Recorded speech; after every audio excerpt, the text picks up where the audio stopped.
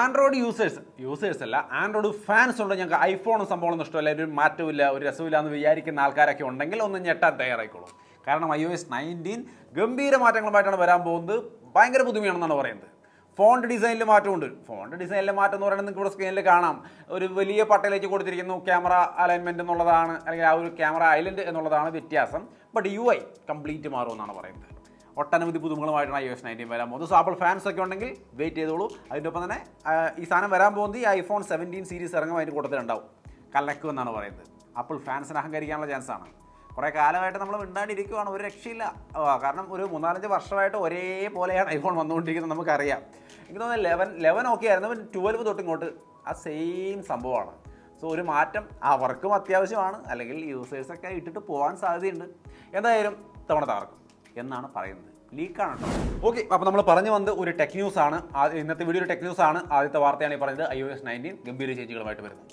ഇനി അടുത്ത വാർത്ത, റിയൽമി P3 അൾട്ര എന്ന് പറയുന്ന ഒരു ഫോൺ അവർ ഇറക്കുകയാണ്. അതിൻ്റെ ഒപ്പം തന്നെ P3 വരുന്നുണ്ട്. ഇത് കലക്കുമെന്നാണ് പറയുന്നത് റിയൽമി. സംഭവം നമ്മുടെ കയ്യിൽ ഇരിക്കുന്നുണ്ട്. ഇതാണ് P3 അൾട്ര, ഇതാണ് P3. സോ ഈ രണ്ട് ഫോണുകളും മാർക്കറ്റിൽ ലോഞ്ച് ആവാൻ പോവാണ്. 19-ാം തീയതി മറ്റോ നമ്മുടെ വീഡിയോ വരും. ചാനൽ ഇതുവരെയായിട്ടും സബ്സ്ക്രൈബ് ചെയ്തില്ലെങ്കിൽ സബ്സ്ക്രൈബ് ചെയ്ത് വെച്ചോ. P3 അൾട്രയൊക്കെ അടിപൊളി ഐറ്റമാണ്. ഇതിൻ്റെ പ്രൈസ് സെഗ്മെൻറ്റിൽ വൺ ഓഫ് ദി ബെസ്റ്റ് ആയിരിക്കും എന്നാണ് പറയുന്നത്. Already iQOO Neo 10R video നമ്മുടെ ചാനലിൽ കിടക്കുന്നുണ്ട്. സംഭവം നമ്മുടെ കയ്യിൽ നമ്മൾ ഉപയോഗിച്ച് ഒരു മാസത്തോളം ഉപയോഗിച്ച് അതിൻ്റെ വിശദമായ വീഡിയോ ഇട്ടിട്ടുണ്ട്, കണ്ടു നോക്കുക. അതിന് കോമ്പറ്റീഷൻ കൊടുക്കുന്ന തരത്തിലാണ് P3 അൾട്ര വരാൻ പോകുന്നതാണ് മനസ്സിലാവുന്നത്. പെർഫോമൻസ് ഒക്കെ ഏകദേശം കട്ടപിടിക്കുമെന്നാണ് മനസ്സിലാവുന്നത്. സോ P3 അൾട്ര കയ്യിലുണ്ട്, ഉപയോഗിച്ചുകൊണ്ടിരിക്കുന്നുണ്ട്. ഡീറ്റെയിൽ വീഡിയോ വരുന്നുണ്ട്. സബ്സ്ക്രൈബ് ചെയ്ത് ബെല്ലൈക്കണൊക്കെ എനേബിൾ ചെയ്ത് വെക്കുക, അപ്പോഴേ നോട്ടിഫിക്കേഷൻ ഓൺ ടൈമിന് കിട്ടുള്ളൂ. P3 അൾട്രയിൽ Dimensity 8350 എന്ന് പറയുന്ന കിടുക്കൻ പ്രോസറാണ് ഇരിക്കുന്നത്. ഏകദേശം iQOO ഇരിക്കുന്ന പ്രോസറിൻ്റെ ഒരു റേഞ്ച് പിടിക്കുന്ന പ്രോസർ തന്നെയാണ്. 6000 mAh ബാറ്ററി ഉണ്ട്. LPDDR5X റാമും കാര്യങ്ങളൊക്കെ തന്നെയാണ് ഇരിക്കുന്നത്. സോ ടോട്ടലി നല്ല സെറ്റപ്പാണ്. വിലയാണ് നമുക്ക് അറിയേണ്ടത്. കാരണം 25 രൂപ 26 രൂപ റേഞ്ചിൽ നമുക്ക് ഈ പറയുന്ന iQOO Neo 10R കിട്ടുന്നുണ്ട്. സോ ഇത് ഏത് റേഞ്ചിൽ വരുന്നുള്ളത് കാത്തിരുന്ന് കാണാം. ആ ഡേറ്റിനെ നമുക്ക് അതിൻ്റെ വില അറിയുള്ളൂ. അപ്പോഴേ കൃത്യമായിട്ടൊരു തീരുമാനം എടുക്കാൻ കഴിയുള്ളൂ. P3 അൾട്ര രണ്ടിനും വേണ്ടി വെയിറ്റ് ചെയ്യും. പിന്നെ Neo 10Rൻ്റെ കാര്യം മറക്കണ്ട. അതിൻ്റെ വീഡിയോ നമ്മുടെ ചാനലിലുണ്ട്, തീർച്ചയായിട്ടും കണ്ടു നോക്കുക. One of the best phone, ഈ പ്രൈസിന് കിട്ടാവുന്ന ഏറ്റവും മികച്ച പെർഫോമൻസ് ഉള്ള ഫോണാണ് Neo 10. ഇനി അടുത്തൊരു ഭാഗത്ത് Xiaomi 15 സീരീസ് ഇന്ത്യയിൽ ലോഞ്ച് ചെയ്തിരിക്കുകയാണ്. 15 അൾട്ര എല്ലാം ഉണ്ട്. 15 ഒരു 59-60 രൂപ റേഞ്ചിൽ സ്റ്റാർട്ട് ചെയ്യുന്നുണ്ട് പ്രൈസ്. അൾട്ര ആകുമ്പോൾ 1 ലക്ഷം രൂപയാണ്, 1 ലക്ഷം രൂപ റേഞ്ചിലാണ്. സോ 1 ലക്ഷം കൂടെ നിങ്ങൾ Xiaomi ഫോൺ എടുക്കുമോ എന്നുള്ളത് നിങ്ങൾ തീരുമാനിക്കുക. ഫോൺ എന്തായാലും അടിപൊളിയാണെന്ന് കേൾക്കുന്നു, എൻ്റെ കയ്യിൽ കിട്ടിയിട്ടില്ല. കാരണം എല്ലാം ടോപ്പ് ലെവൽ സംഭവമാണ് കൊടുത്തിരിക്കുന്നത്, ഒന്നിനും കുറവ് വരുത്തിയില്ല. കിടുക്കൻ സാധനമാണ്. കേട്ടിട്ട് അത് കയ്യിൽ കിട്ടിയാൽ മാത്രമേ നമുക്ക് എത്രത്തോളം കിടുക്കനായിട്ടുണ്ടെന്നുള്ളത് പറയാൻ പറ്റുള്ളൂ. ഞാൻ ശ്രമിക്കുന്നുണ്ട്. കിട്ടിക്കഴിഞ്ഞാൽ ഉടനെ അതിൻ്റെ ഡീറ്റെയിൽഡ് വീഡിയോ വരും. Xiaomi അൾട്ര മോശമാവും വഴി. ഇനി അടുത്തൊരു വാർത്ത എന്ന് പറയുന്നത് Pixel 10 സീരീസ് വരാൻ പോവാണ്. ഗൂഗിളിൻ്റെ പിക്സൽ ഫോണുകൾ ഇഷ്ടമുള്ളവരാണെങ്കിൽ ഈ കാണുന്നതാണ് അതിൻ്റെ പുതിയ ഇമേജ്. കാര്യമായ മാറ്റം ഒന്നും തോന്നുന്നില്ല. കാരണം Pixel 9 Pro XL ഇവിടെ ഇരിപ്പുണ്ട്, ഇതേ ഡിസൈൻ തന്നെയാണ്. സോ മാറ്റം പ്രതീക്ഷിക്കേണ്ട. പെർഫോമൻസിലും കാര്യങ്ങളിലൊന്നും വലിയ സെറ്റപ്പ് ഇവർ കൊണ്ടുവരാറില്ല. സോ പെർഫോമൻസിന് വേണ്ടി നിങ്ങൾ കാത്തിരിക്കേണ്ട, ഡിസൈൻ ചേഞ്ചിന് വേണ്ടിയും കാത്തിരിക്കേണ്ട. എന്തിനു വേണ്ടി കാത്തിരിക്കണമെന്ന് ചോദിച്ചാൽ 9 Pro XL ഉള്ളവർക്ക് മാറാൻ, പുതിയ 10 Pro XLിലേക്ക് മാറാൻ തക്ക കാര്യമായി ഒരു കാര്യവും കേൾക്കുന്നില്ല. ആകെ പ്രൊസസ്സർ TSMC ആണ് ഉണ്ടാക്കുന്നത് എന്നുള്ള കാര്യം മാത്രമാണ്. എന്നാലും ഒരു പെർഫോമൻസ് ഓറിയൻറ്റഡ് ഫോണുകളല്ല ഇറക്കുന്നത്. ബേസിക്കലി നിങ്ങൾക്ക് ശരിക്കും പിക്സൽ ഫോണുകൾ എത്ര പേർക്ക് ഇഷ്ടമുണ്ട്? കാരണം ഇവിടെ ചുറ്റുപാട് എൻ്റെ സുഹൃത്തുക്കളുടെ കൂട്ടത്തിൽ നിന്ന് ഒരാളും പിക്സൽ ഫോൺ ഉപയോഗിക്കുന്നില്ല. എൻ്റെ വൈഫാണ് ഇതിപ്പോൾ ഉപയോഗിച്ചുകൊണ്ടിരിക്കുന്നത്. പുള്ളി ശരിക്കും ഗാലക്സി C Fold 6 അതാണ് ഉപയോഗിച്ചുകൊണ്ടിരുന്നത്. അതിൽ നിന്ന് ഇതിലേക്ക് മാറിയിട്ട് പുള്ളിക്ക് ഇഷ്ടപ്പെട്ടിട്ടില്ല. കാരണം അത് സാംസങ്ങിൻ്റെ 1 UI ആണ് കിടക്കുന്നത്. കിടിലൻ സാധനമാണ്, ലോട്ട് ഓഫ് ഫീച്ചേഴ്സ്, സ്മൂത്തായ എക്സ്പീരിയൻസ്, എല്ലാ സംഭവങ്ങളും സെറ്റപ്പാണ് അതിൽ. പക്ഷേ ഇതിൽ പ്രത്യേകിച്ച് ഒന്നുമില്ല. അത് ജസ്റ്റ് ഒരു സ്റ്റോക്ക് ആൻഡ്രോയിഡ് എക്സ്പീരിയൻസ് ആണ്. നമുക്കറിയാം ഗൂഗിളിൻ്റെ സെറ്റപ്പ് അങ്ങനെയാണ്. അപ്പോൾ ഇത് പുള്ളിക്ക് ഇഷ്ടപ്പെട്ടിട്ടില്ല. ഇത് ആൾക്ക് മാത്രമല്ല, ഒരുപാട് പേർക്ക് സ്റ്റോക്ക് ആൻഡ്രോയിഡ് എക്സ്പീരിയൻസ് ഇഷ്ടമല്ല എന്നുള്ളതാണ് ഞാൻ മനസ്സിലാക്കിയിട്ടുള്ളത്. നിങ്ങളുടെ കാഴ്ചപ്പാട് എന്താണ്?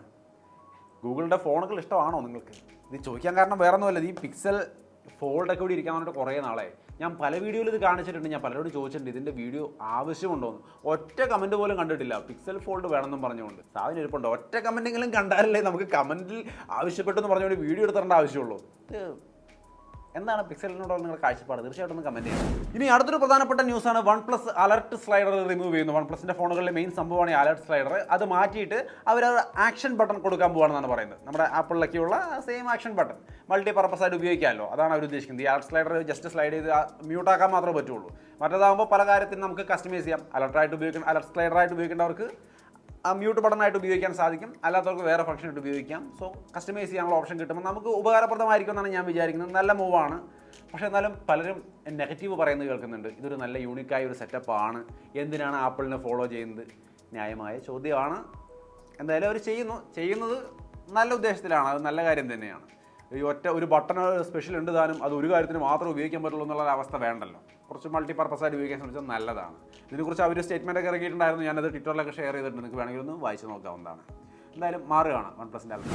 ഇനി അടുത്തൊരു പ്രധാനപ്പെട്ട കാര്യം ഒരുപാട് പേര് ചോദിക്കുന്നത് വിവോയുടെ X200 മിനി ഇന്ത്യയിലേക്ക് വരുമോ? കോമ്പാക്ട് ഫോണാണ്, ഇത് കാണുന്ന ഡിസൈൻ നന്നായിട്ടുണ്ട്, നല്ല കോമ്പാക്ട് ഫോണാണ്. അപ്പോൾ ഇത് വരുമോ എന്ന് ഒരുപാട് പേര് ചോദിച്ചിട്ടുണ്ടായിരുന്നു. വരും എന്നാണ് മനസ്സിലാവുന്നത്. അടുത്ത വിവോയുടെ വൃത്തങ്ങളിൽ നിന്ന് കിട്ടിയ സൂചനയാണ്, ഉറപ്പായിട്ടും അനൗൺസ് ചെയ്തിട്ടില്ല, പക്ഷേ വരും. സോ തീർച്ചയായിട്ടും വരും. ഇനി അടുത്തൊരു വാർത്തയാണ് സ്റ്റാർലിങ്ക്, അതായത് വൈഫൈ അല്ലെങ്കിൽ നെറ്റ്വർക്ക് ഇൻ്റർനെറ്റ് എന്നൊക്കെ പറയുന്ന സംവിധാനമുണ്ടല്ലോ. ഇത് നമുക്ക് നോർമലി ഇപ്പോൾ കിട്ടുന്ന പോലെയല്ല, ഇനി സാറ്റലൈറ്റ് വഴി വരുമെന്നാണ് പറയുന്നത്. നമ്മുടെ എലൺ മസ്കിൻ്റെ സ്റ്റാർലിങ്ക് വരുവാണ്. അതിനെ ജിയോയും എയർടെല്ലും കൂടി സഹകരിച്ചുകൊണ്ട് കൊണ്ടുവരികയാണ് ഇന്ത്യയിലേക്ക്.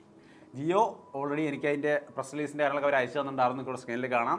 എയർടെല്ലും പ്രസ് റിലീസൊക്കെ നടത്തിയിട്ടുണ്ട്, അതൊക്കെ അവരുടെ സൈറ്റിൽ കിടക്കുന്നുണ്ട്, നിങ്ങൾക്ക് സ്ക്രീൻഷോട്ട് കാണാം.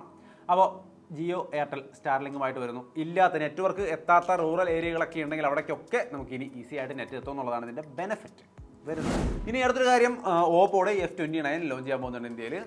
ഓപ്പോ ഫാൻസ് ഒക്കെ ഉണ്ടെങ്കിൽ തീർച്ചയായിട്ടും വരും. ഇനി അടുത്തൊരു വളരെ ഇൻട്രസ്റ്റിംഗ് ആയ വാർത്ത എന്ന് പറയുന്നത് One UI 8. സാംസങ്ങിൻ്റെ One UI 8നെ കുറിച്ചുള്ള ലീക്കുകൾ വന്നു തുടങ്ങി. One UI 7 തന്നെ എല്ലാവർക്കും കിട്ടിയിട്ടില്ല, ബീറ്റ വെർഷനൊക്കെ S23 മറ്റൊക്കെ വന്നിട്ടുള്ളതെന്ന് തോന്നുന്നു. അപ്പോഴേക്കും One UI 8ൻ്റെ പണി തുടങ്ങിയെന്നാണ് പറയുന്നത്. ഓക്കെ, നന്നായി. എന്തായാലും അടുത്ത OS-ൽ കാര്യമായ മാറ്റമൊന്നും പ്രതീക്ഷിക്കുന്നില്ല, ഒരു റിഫൈൻമെൻറ്റ് മാത്രമേ ഞാൻ പ്രതീക്ഷിക്കുന്നുള്ളൂ. കാരണം One UI 7 ഓൾറെഡി ബെസ്റ്റാണ്, ഒരു വിഷയമില്ല. സോ എന്താണ് ഒരു One UI 8 ചെയ്യാൻ പോകണമെന്ന് അറിയില്ല. ആൻഡ്രോയിഡ് 16-ൻ്റെതായ കുറേ ഫീച്ചറുകൾ വരുമായിരിക്കും.